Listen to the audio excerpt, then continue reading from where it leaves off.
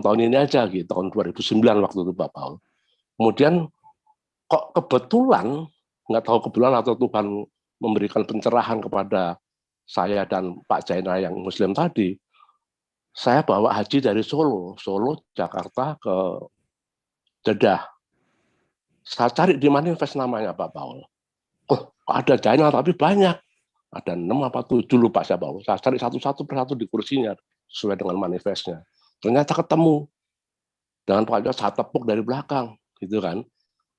Habis saya tepuk, dia kaget, ya, kayak orang ketakutan gitu. Loh, kamu dulu kan termasuk, dia tuh mas saya memang sering ngecap segala macam Pak Paul, sering membuli karena saya pengikut Yesus tadi. Di kampung saya kan sebenarnya ya nggak ada yang ekstrim berani ke permukaan, tapi masalahnya dia tuh cukup ekstrim Pak Paul, membuli kita yang non Muslim ya waktu itu. Dia salah satu tokohnya.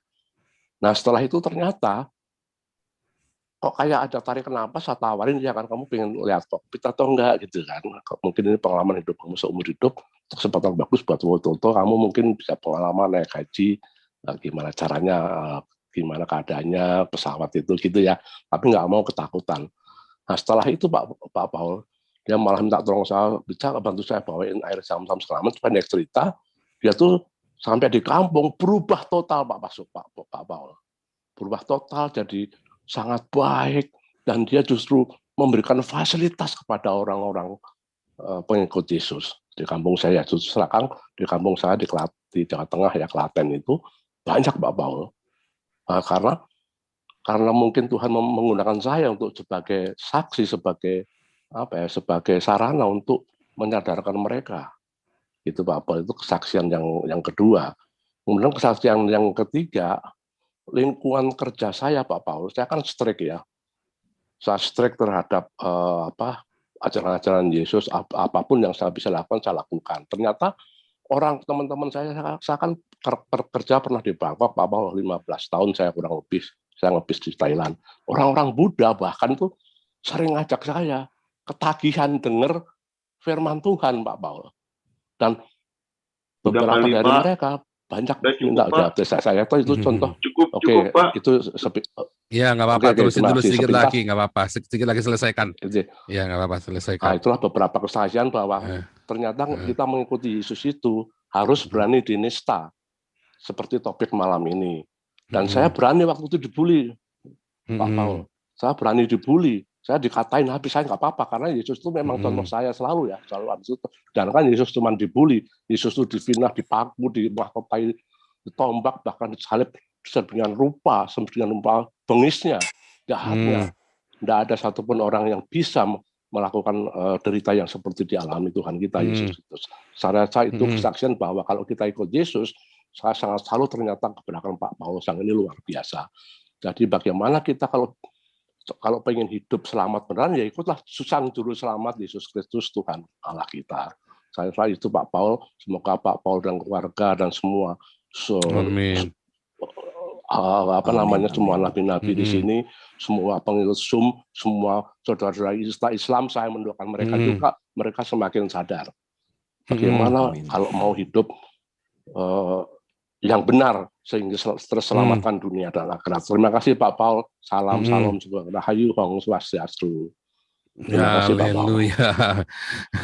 Haleluya. Haleluya. Oke, terus bersaksi ya.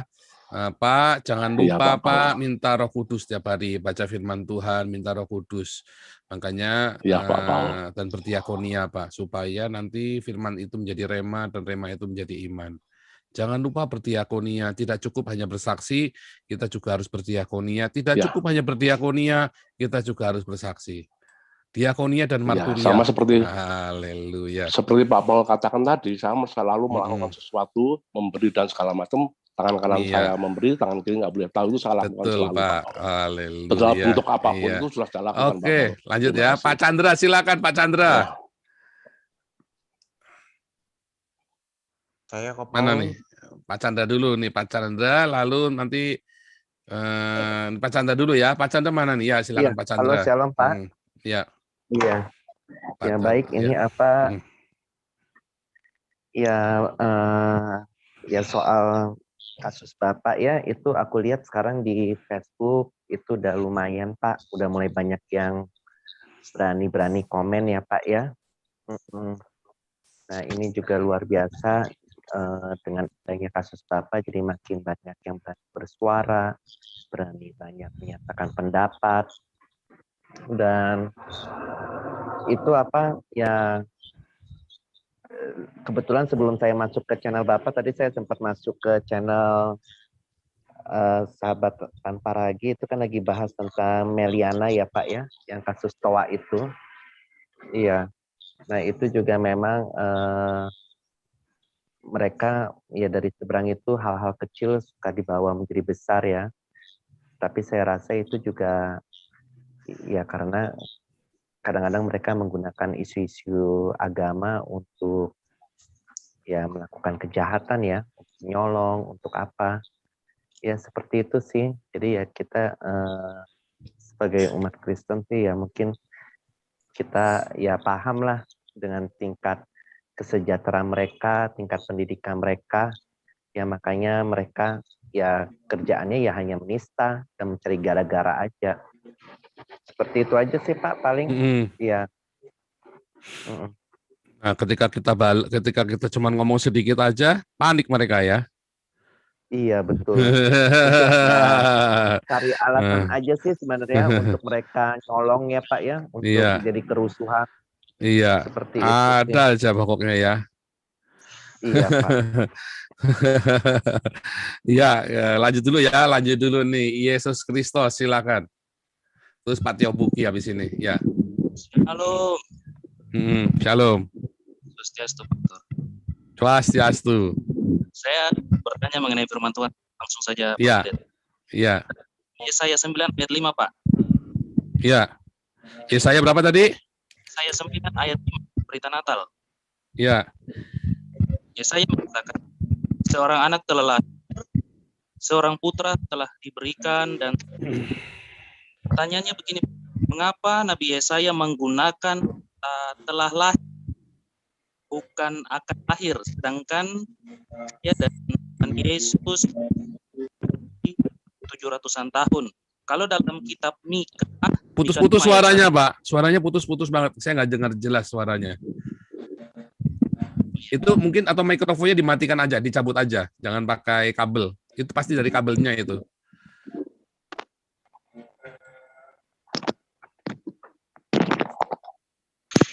Halo? Ya, bagus. Iya, Pak. Ya. Yesaya 9 ayat 5, Pak Pastor. Ya. Yesaya mengatakan, seorang anak telah lahir, seorang putra telah diberikan, dan seterusnya. Mengapa Nabi Yesaya menggunakan kata telah lahir, Pastor? Bukan kata akan lahir. Sedangkan Yesaya dan Tuhan Yesus berjarak kurang lebih 700-an tahun. Dalam Mika 5 ayat 1, di situ juga dikatakan, tetapi engkau, hai Bethlehem Efrata, hai yang terkecil di antara kaum-kaum, daripadamu akan bangkit bagiku. Ya, mungkin Pastor bisa menjelaskan perihal Yesaya 9 ayat 5. Terima kasih. Ya, kalau itu kan ceritanya begini, Pak. Itu kan ada sebuah encourage, sebuah ayo jangan takut seperti begitu ya. Karena kenapa jangan takut? Karena seorang anak telah lahir. Jadi pada saat nanti seorang anak telah lahir, jadi itu adalah sebuah future yang perfect future. Jadi nanti di masa depan akan sudah ada anak lahir dan sejak itu kita nggak perlu takut lagi. Kalau kita baca ayat yang sebelumnya itu kan sebenarnya dia lagi cerita bangsa yang berjalan dalam kegelapan telah melihat terang yang besar, mereka yang diam dalam kegelapan atas terang yang bersinar, engkau telah menimbulkan banyak sorak-sorak, mereka telah bersukacita seperti orang sebab yang mendengarnya itu, Pak. Jadi itu lagi cerita nubuatan. Nanti di puncaknya ada di Yesaya 11. Itu langit dan bumi yang baru. Puncaknya itu di situ nubuatannya. Puncak dari yang itu. Jadi Jadi itu cerita. Mengapa kamu bisa begitu? Karena telah. Jadi future perfect tense itu, Pak. Apa sih namanya itu kalau jadi seperti itu ya. Jadi nanti akan datang itu sudah. Sekarang ya belum. Kan pada saat itu malah di zaman Yesaya orang Israelnya malah sudah dibuang semua kan. Nah, ya kan mereka lagi dalam nggak karu-karuan tuh seluruh dunia tuh zaman itu. Ya kan, bagaimana bisa bilang telah? Ya kan? Artinya dia telah, tapi yang nanti itu kan sebuah nubuatan. Kenapa bisa ada terang dan bahasa-bahasa segala macam? Karena nanti akan begitu telah, maka akan terjadi itu. Gitu. Ya, Pokoknya sejak kelahiran Yesus, maka bangsa-bangsa yang hidup dalam kegelapan, lihat ya, sejak kelahiran Yesus, maka kebiadaban, kebarbaran seluruh dunia itu berangsur-angsur lenyap loh. Hukum itu mulai ditegakkan, mulai ada kepastian hukum, mulai ada kepastian keadilan, orang-orang mulai diajari, ya kan? Bahkan sebenarnya di zaman Yesus, Yesus sudah membebaskan orang-orang dari perbudakan. Para rasul itu banyak membeli budak-budak dan dilepaskan. Makanya Pak Paulus bilang, tidak ada lagi budak dan tidak ada lagi orang merdeka, tidak ada lagi orang Yahudi, barbar, Skit, Yunani, udah nggak ada lagi. Bahkan Paulus itu praktek, dia beli budaknya si Filemon, si Onesimus itu kan, dan dilepaskan. Yesus juga datang, aku datang untuk membebaskan para tawanan. Makanya banyak Yesus memberi contoh, ya salah satu perwira Roma yang mengasihi hambanya, budaknya. Artinya ada kesetaraan hak. Di dalam kekristenan mengajarkan kesetaraan hak, tidak ada namanya budak belian dan segala macam. Nah, Islam mengembalikannya ke zaman Babilonia, ke zaman zamannya Nimrod, zamannya Hammurabi. Ya kan, dengan mengizinkan meniduri budak itu kan. Nah, tanpa menikahinya. Kalau di zaman Imamat 300 tahun setelah Hammurabi, zamannya Torah, kalau kamu niduri budak, kamu harus jadikan dia istrinya. Nggak bisa enggak, harus jadikan istri, dan dia mendapat hak waris yang sama. Kalau di Islam, pembantu boleh ditidurin. Kemarin kan Saifuddin menceritakan panjang lebar itu kan. Gitu. Ya, jadi memang Islam itu membuat kita kembali ke zaman itu ya, zaman Hammurabi, zamannya Nimrod. Padahal di zaman Torah saja sudah, hukum Torah itu jauh lebih mulia daripada hukum Islam. Ya, hukum Torah yang tertulis ya.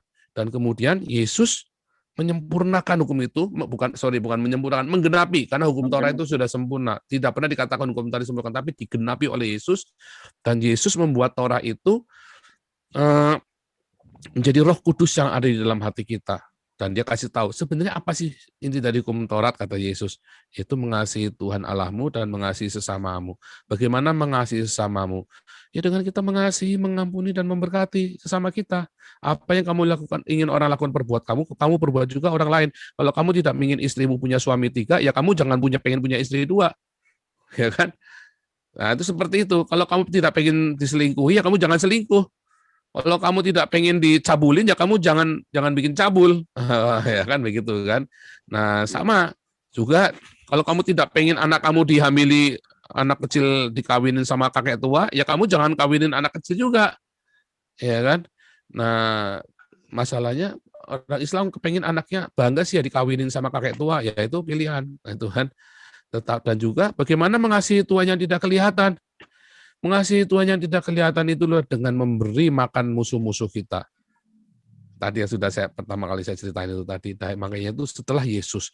Makanya bangsa-bangsa telah melihat, nanti setelah Yesus lahir, maka bangsa-bangsa itu banyak dirubah. Hukum-hukum itu menjadi beradab, kecuali di Arab. Ya, anak kecil 6 tahun boleh dikawinin. Wah, itu repot. Wah, itu orang Yahudi, bohong. Wah, itu Maria umur 6 tahun kawin sama Yusuf, ya goblok banget itu yang bikin itu. Lawang bar mitzwahnya orang perempuan aja 12 tahun, bar mitzwah loh. Sebelum bar mitzwah, anak perempuan itu nggak boleh lepas dari orang tuanya, dalam tanggung jawab orang tuanya. Bar mitzwah orang Yahudi perempuan itu 12 tahun, dan 3 tahun kemudian baru boleh menikah. Jadi minimum 15 tahun mereka boleh menikah. Minimum ya, 15 tahun. Kemudian mereka tunangan, setelah itu berapa tahun? Jadi rata-rata antara 16 sampai 20 tahun baru mereka menikah. Dari zaman Abraham sampai ke zaman hari ini. Begitu tradisi Yahudi, begitu, tidak berubah. Dari zaman Abraham sampai dengan hari ini. Ada ditulis di dalam Talmudnya mereka tentang bar mitzvah ini. Begitu ya. Jadi memang itu maksudnya nanti setelah Yesus lahir. Makanya saya bilang Islam itu adalah sebuah antitesis, makanya apa? Antikris. Karena antitesis, makanya disebut antikristus kan? Itu Bro Chandra. Nangkap ya? Iya. Jadi kita tarik mundur ke depan semua nih, Bro Yesus ya. Oke, Tio Buki, lanjut Tio Buki. Salam, Om Swastiastu. Shalom Swastiastu. Salam dari Partai Bengkau. Wow, mantap. Kok saya ingin tanya itu tadi kan Ko Paul sempat ngomong soal apa sang nabinya lah. Iya. Punya pembantu atau punya budak gitu terus nidurinnya di ranjang istrinya. Itu apa gitu kan saya kan awam gitu. Kalau saya bodoh soal itu saya nggak tahu menahu apa memang ada benar apa datanya atau kitabnya atau apa? Ada toh. Jadi waktu dia nidurin istrinya, terus si Hafsahnya kan ngamuk-ngamuk kan. Udah aku swear nggak bikin lagi deh. Nah, terus tiba-tiba turun wahyu apa yang diharamkan, apa yang dihalalkan Allah tidak boleh diharamkan. Nah itu asbabun nusulnya dari hadisnya itu begitu. Oh itu ada di kitabnya benar? Ya jadi asal usulnya turun apa yang diharamkan oleh apa yang dihalalkan oleh Allah, ya tidak boleh kau haramkan. Jangan oleh Allah, jangan kau haramkan, janganlah kau haramkan. Soalnya kan kita pengen tahu kalau kayak kemarin kan Kak Paul bilang kalau soal kata apa cabul apa mesum kan jelasin kan dari mana kitabnya yang mana gitu kan jelasin ini kan kalau yang ini wah ini saya baru dengar juga nih kok. Kalau kita mah kalau saya misalnya punya ini kan istri terus dia main sama laki lain terus diranjang kita wah bisa habis itu. Wah bisa dibunuh tuh ya. Iya benar benar itu. Itu memang beneran ada kok. Beneran itu kok. Ada. Kitabnya atau di apa gitu kok? Hadis atau apa gitu? Itu kan ada di Qurannya.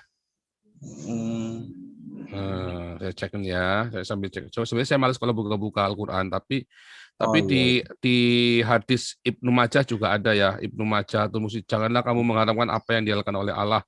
Apa yang diharamkan oleh Allah dalam kitabnya adalah halal, apa yang diharamkan Allah dalam kitab adalah haram, dan seterusnya itu ya.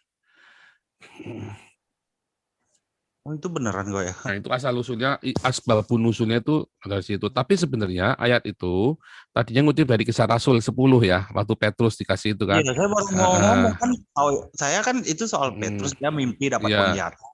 Yang soal makanan daging-daging yang ini kan, daging-daging yang najis itu kan. Dia kan nolak sampai 3 kali yang ada kain diturunin dari langit. Nah, dan kan Petrus kan ngomongnya gitu. Dia nggak mau makan kan karena dari kecil dia nggak pernah makan kayak gitu makanan yang najis. Najis. Akhirnya turun suara dari langit kan ngomong jangan diharamkan apa yang dihalalkan sama Allah gitu. Tahu saya itu bunyinya kalau itu ya di kalau nggak salah itu di Al-Maidah kalau nggak salah saya lupa Al-Maidah. Saya lupa ya. Tapi nanti sambil pelan-pelan ya sambil saya carikan itu ya nanti. Tapi itu benar-benar ada itu ya. Ya kalau saya sih percaya kalau omongan Nabi 26 cuman minta ini aja kok. Buat yang lain juga kok minta datanya aja gitu. Beli buku hadisnya bro, banyak yang aneh di situ. Ya ngapain juga beli-beli. Kita kan bukan lagi, iya, gini loh. Jadi begini loh.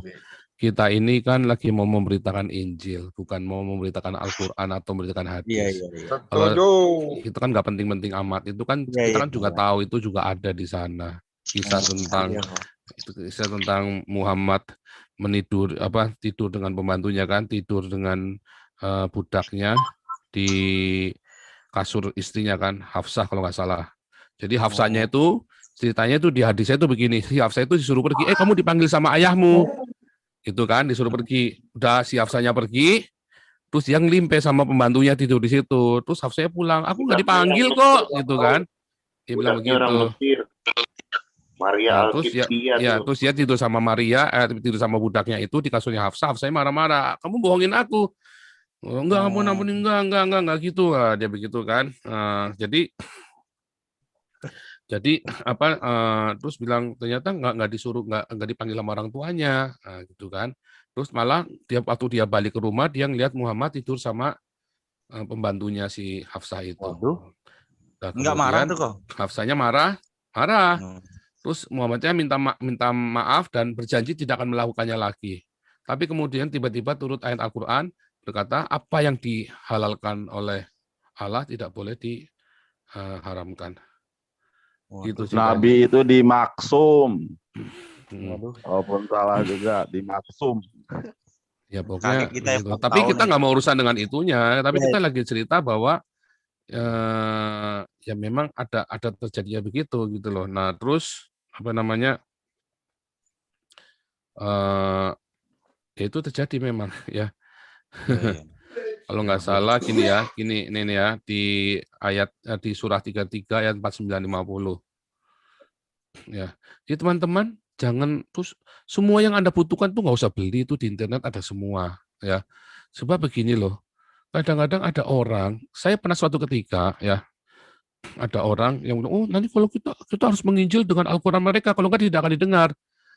Ya harus dia dengan segala macam meyakinkan kita harus belajar Al-Quran mereka, kita harus belajar hadisnya mereka, segala macam. Terus saya bilang sama dia, kamu dengan caramu itu sudah baptis berapa banyak orang Islam?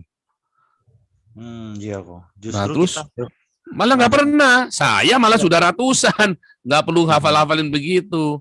Dan itu bukan materi penginjilan saya, ini kan materi saya apologia, tapi bukan materi penginjilan. Jadi jangan menginjili mereka dengan Al-Quran, nanti kita malah bingung.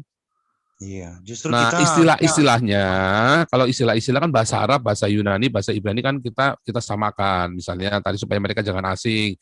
Misalnya kalau saya bilang Isa, ya Isa rohula wa kalimatuhu. Misalnya itu kan di dalam Alkitab juga disebutkan Yesus Kristus adalah Sang Firman, kalimatullah, dan Roh Allah sendiri yang di dalam hidupnya dia. Nah, istilah-istilah itu yang kita angkat. Tetapi bukan berarti kita nginjili pakai ini ayatnya ada di sini, nggak perlu, mereka juga sudah tahu dan kita tidak memberitakan Al-Quran. Suatu ketika masuk ke Zoom-nya saya, ini baru dia cerita begitu, ya udah kamu coba aja, terus ada santri masuk, oh itu salah tuh yang dia ngomong tuh, dia keluarin ayat Al-Quran lagi, coba bayangin 3 jam kita nge-zoom, maka si orang ini dia keluarin puluhan ayat dari Al-Quran, dibantah semua sama santri ini. Santri ini kan baca Quran dari kecil. Bukan cuma ngerti, dia juga tahu artinya. Dia dari kecil tinggal di pesantren. Sampai dia umur 20 tahun tinggal di pesantren. Dia lulus umur 17 tahun, dia selesai dari pesantren pun masih tinggal di sana, bayangin. Dari dia 6 tahun sampai umur 20 tahun tinggal di pesantren. Saya tahu orang ini karena sering debat sama saya di Facebook. Dan dia Facebook debatnya pakai asli, muka asli, pakai akun asli. Waktu masuk ke YouTube kita, ke Zoom itu pun asli. Jadi saya langsung tahu dia, oh ini teman saya masuk. Ya cerita, wah dibantah semualah sama dia, long salah. Saya juga tahu yang dia ngomong itu asbabun nusulnya nggak begitu. Kita kalau mau baca Al-Quran, dia juga asbabun nusulnya, nggak bisa sembarangan tafsir seenak hati kita juga. Sama seperti kalau mereka menafsirkan ayat Alkitab kita, nggak bisa seenak hati dia juga. Ada asbabun nusulnya, ada ketentuannya.